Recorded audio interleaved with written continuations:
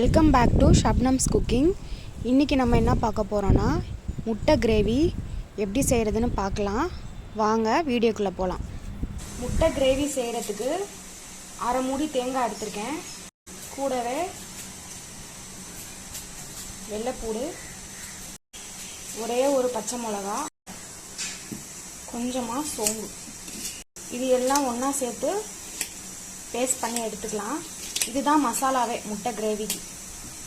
முட்டை கிரேவி செய்யறதுக்கு கொஞ்சமாக எண்ணெய் ஊற்றிக்கலாம். எண்ணெய் சூடாகவும் சோம்பு கருவேப்பிலை போட்டு தாளிச்சுக்கலாம். கொஞ்சமாக சோம்பு, ஒரு பெரிய வெங்காயம் கட் பண்ணி வச்சிருக்கேன், அதையும் இதில் சேர்த்துக்கலாம்.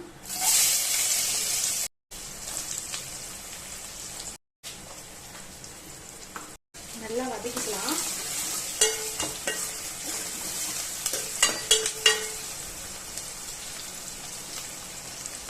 உப்பு சேர்த்துக்கலாம்.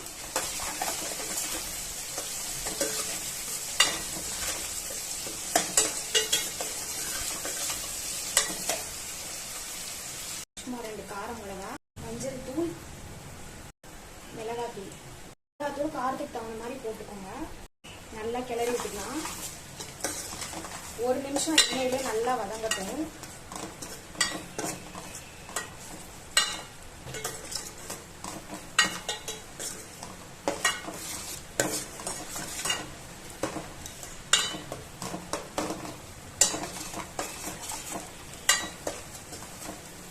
ஒரு தக்காளி சேர்த்துக்கலாம்.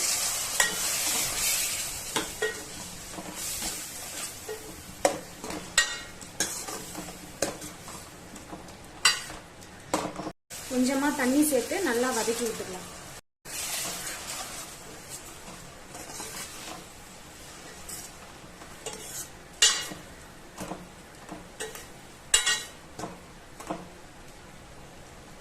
தக்காளி நல்லா வதங்கட்டும்.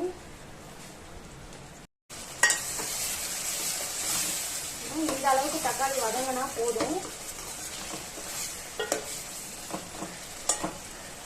இப்போ நம்ம அரைச்சி வச்ச பேஸ்ட்டை சேர்த்துக்கலாம். தேங்காய், சோம்பு எல்லாம் அரைச்சோம் இல்லையா, அந்த பேஸ்ட்டை இதில் சேர்த்துக்கலாம்.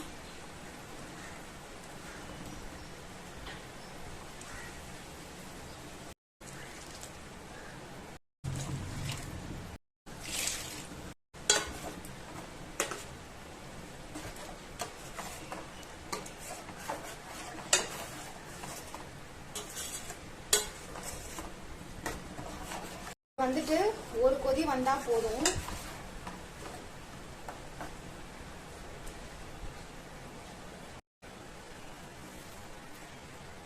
முட்டை கிரேவிக்கு மசாலா நல்லா கொதிச்சிட்டு இருக்கு. பச்சை வாசம் போகவும் நம்ம அமர்த்திடலாம்.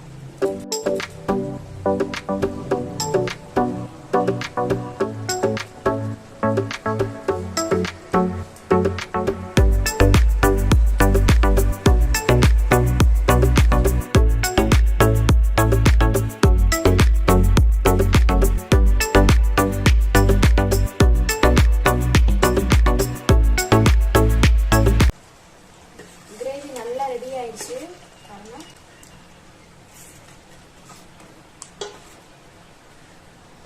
முட்டை வேக வச்சிருக்கோம். இந்த மாதிரி கீரல் போட்டு வச்சிருக்கோம். வேக வச்ச முட்டையை நம்ம இதுல சேர்த்துக்கலாம்.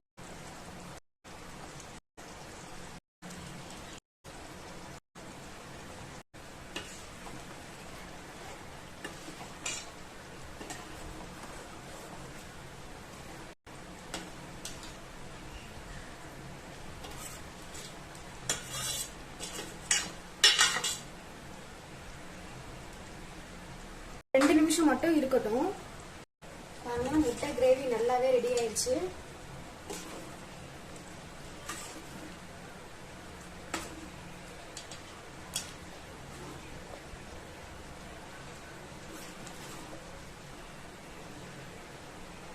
கொத்தமல்லி தூவிடலாம்.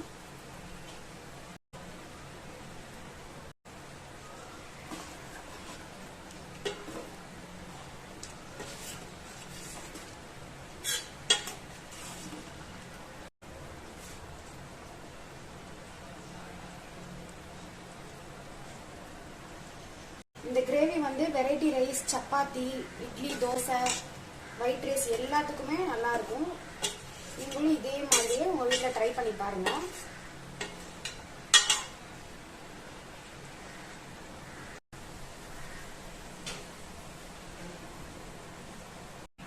பாருங்க, சூப்பரான முட்டை கிரேவி நமக்கு ரெடி ஆயிடுச்சு.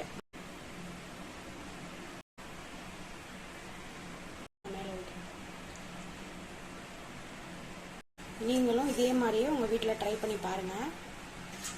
தேங்க்ஸ் ஃபார் வாட்சிங்.